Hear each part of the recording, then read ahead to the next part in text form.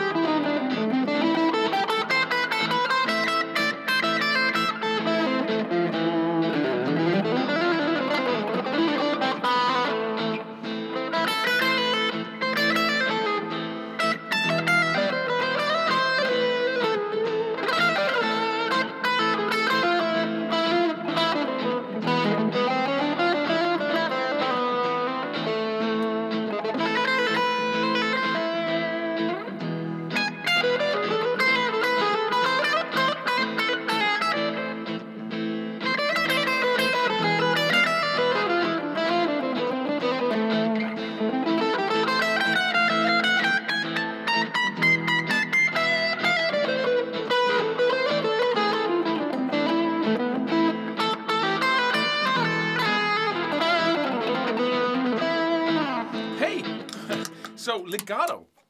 I used to look at this technique, and my whole point of this video is just to explain to you what it can do to you if you're not open to anything. Because I made that mistake a lot of times where I tried to find the right way of learning guitar in the most valuable way, and so I looked at different techniques and said, okay, alternate picking is the thing to choose because that is superior to any other technique. Because legato, hammer-ons and pull-offs, the discipline of producing the notes almost exclusively with your left hand, that's inferior because I can't really use it on an acoustic. But I was wrong. You can use it on an acoustic. You just have to look at the weaknesses of that technique, and then you can do stuff so you alleviate them, so you remove them, basically.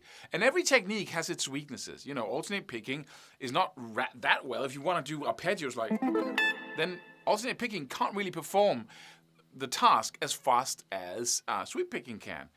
So every single technique has its limitations, and legato or hammer-ons and pull-offs is no exception.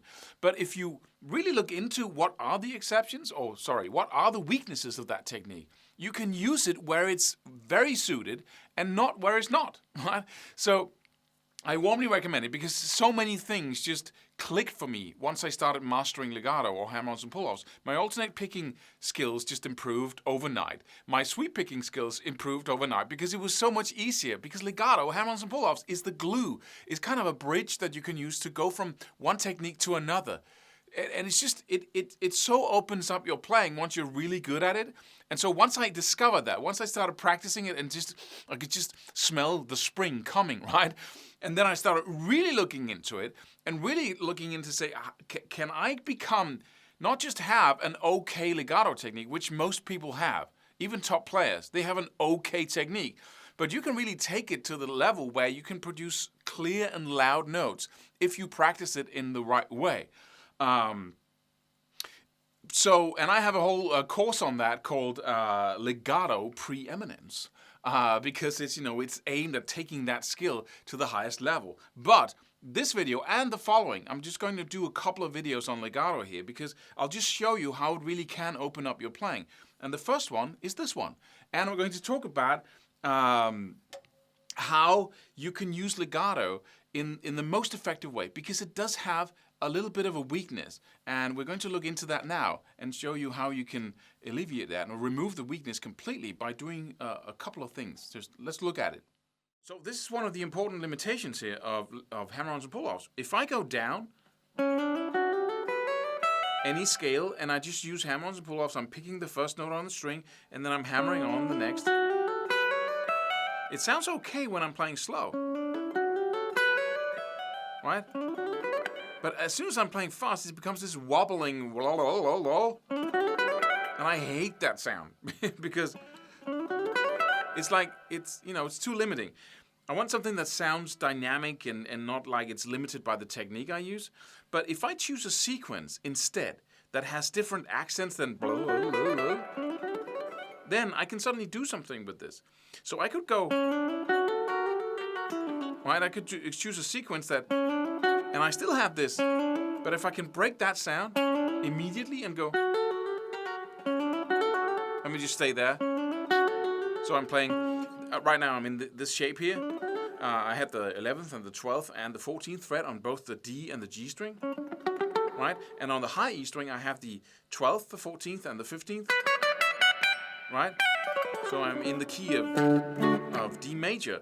But so I'm picking the first note in the 11th, hammering onto 12th and hammering onto 14th, right?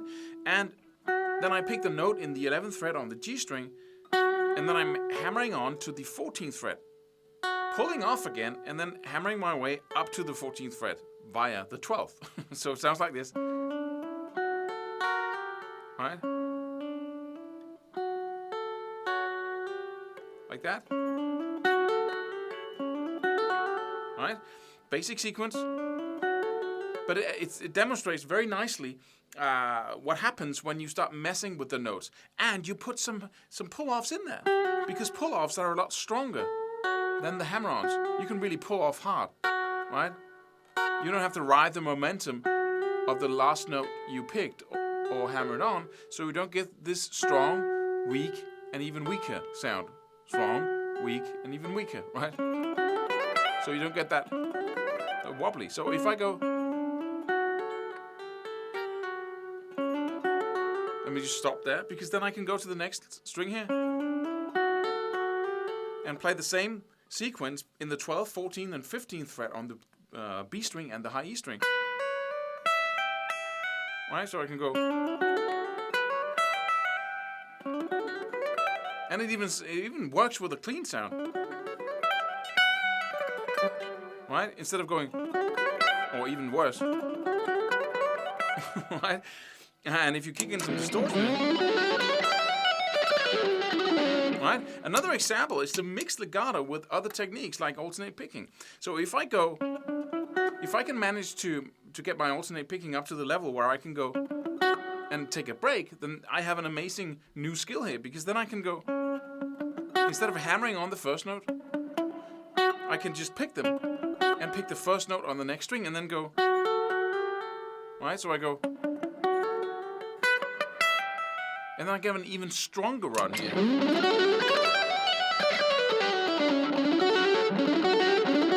Right, and I could go straight all the way back again and go, and then pull off all the way down to the first note again. And then pick all the notes on the D string and then only the first on the G string.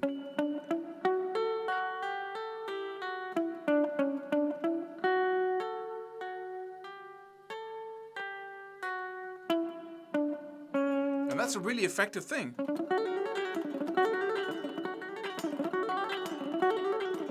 Right? Then I'm palm muting just a little bit that D string, which makes the notes on the G string sound a little bit louder because this is muted, right?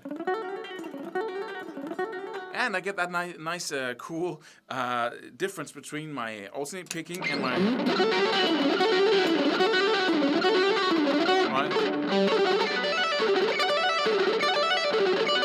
Paul Gilbert kind of sound. And so legato is really, just remember this, that your hammer-ons is the weakest part of legato. Your pull-offs is the strongest. And if you're really focused on that and you remember that, and to avoid this, right? You see the pull-off run is much stronger because I can pull off much harder. So if you work with this in this way and work around and with the limitations, you can really develop a very strong legato technique. Subscribe for more free videos. Do it. Do it now. Do it.